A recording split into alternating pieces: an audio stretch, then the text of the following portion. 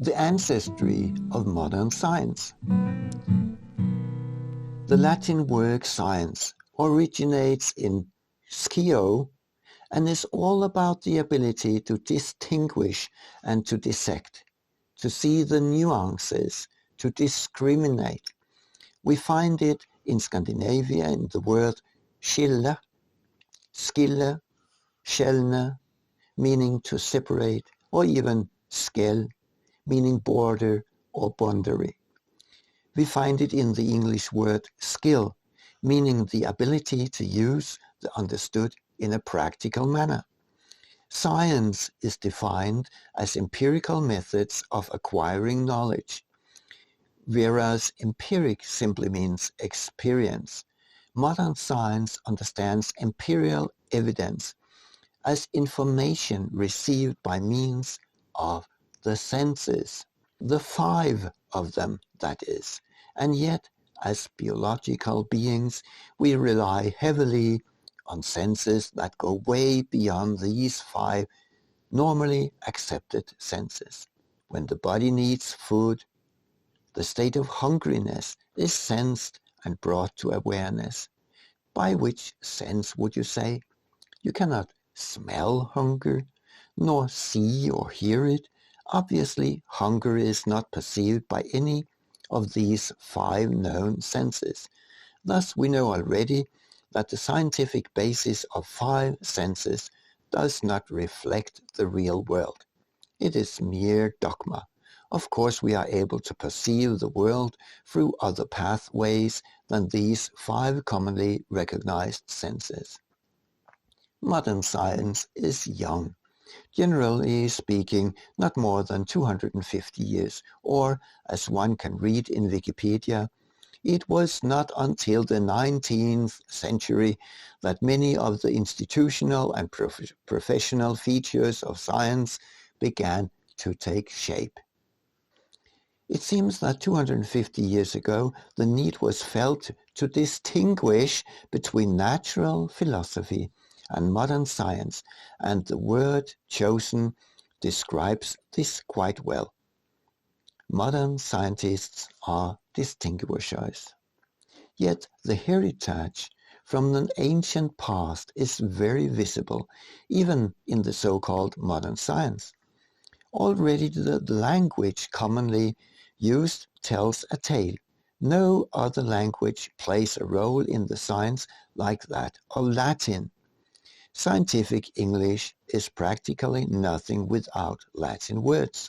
Latin, by the way, is called a language, although it seemingly neither is nor was ever spoken by anybody.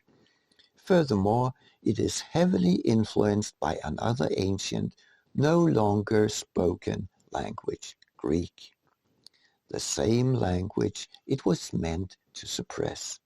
Helios is already mentioned as the Greek word for the sun and the sun god. A god with a heritage and a legendary life, who, by the way, is the son of the Titan Hyperion, the high up there deity, and his sister Theia, the eldest daughter of Gaia.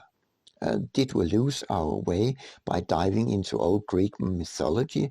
No, not really. Actually, this brings us right up in the center of modern science, because the goddess Gaia nowadays lends her divine name to one of these modern sciences, geology. Geo is derived from Gaia, the goddess of the earth. Astronomy is derived from Ashtar, Ishtar, worshipped every spring at Easter, another deviation of the same divine name. The second part of most science names is typically logi. It is derived from logic, right? Well, logos is also a Greek word. The simplest translation of logos is, by the way, word. Maybe logos is the biggest and most divine word of them all. Logos is the main content of the first and very impressive section of the Gospel of St. John. In beginning was the Word, and the Word was with God, and the Word was God. With a little patience, you will be able to recognize the word logos in the original Greek text. Enarche en hologos, kai hologos en prostonzion, kai theos en ho logos. This sentence is as compact as the word logos itself and comprises the origin of the universe, the created world that is, and how it emanated through the expression of God. Logos was the first thing to be. There was nothing before Logos, and actually Logos is but an aspect of the Creator God himself. This brings us back to the so-called modern science. The logic in all science relates directly to the Logos, which is the one and only Creator God, Jesus Christ. This is nothing but theory, you say. Well, theory is derived from the Greek word theos. Theos meaning deity, which again brings us back to God. In this way, ancient mythology and the respective deities penetrate and carry the whole of the so-called modern science. As a last example, psychology can be mentioned. Again, the Logos himself is to be found in the word of this branch of modern science. Psyche is, of course, another Greek word, this one meaning soul. Hence, psychology means the science of the soul, right? Now, checking Wikipedia for the word soul, we can read about the soul in many religions, philosophical, mythological traditions, rather than in science. When it comes to the latter, Wikipedia reads, many modern scientists, such as Julian Mussolini, hold that the mind is merely a complex machine that operates on the same physical laws as all other objects in the universe. According to Mussolini, there is currently no scientific evidence whatsoever to support the existence of the soul. He claims there is also considerable evidence that seems to indicate that the soul does not exist. In other words, psychology is a branch of science, and rightly so, but by no means does it deal with the Creator, Logos, or regard souls, psyche, to even exist. Well, it doesn't stop there. The fact that promoters and carriers of modern science themselves feel like members of a religious group or sect is evident from the way they speak. Listen carefully next time you have the possibility. Such a scientist usually refers to himself as we, telling you that he and his kind, what they believe. Here is a sample of claims from believing scientists. And believe me, it's not about God or religion in a common sense of the word. Now listen. 97% of the climate scientists surveyed believe global average temperatures have increased. Scientists believe deadly virus originated in wild animal wet markets. Which theory do most scientists believe about the first inhabitants of North America?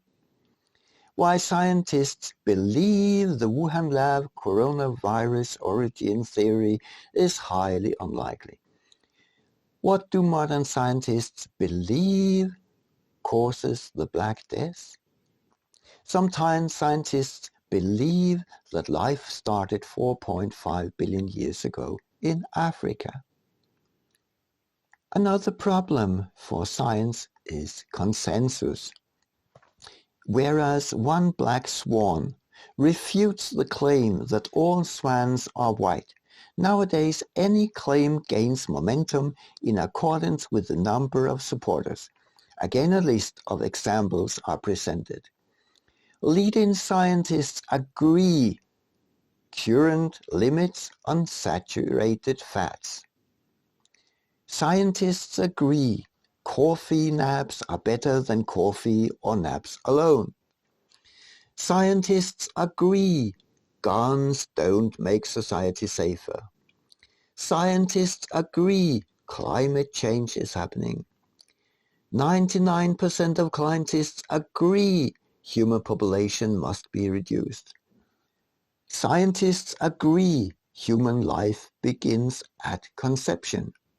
The common scientist clearly feels as part of something bigger than himself. He does not merely present facts, but rather displays the beliefs of his like-minded.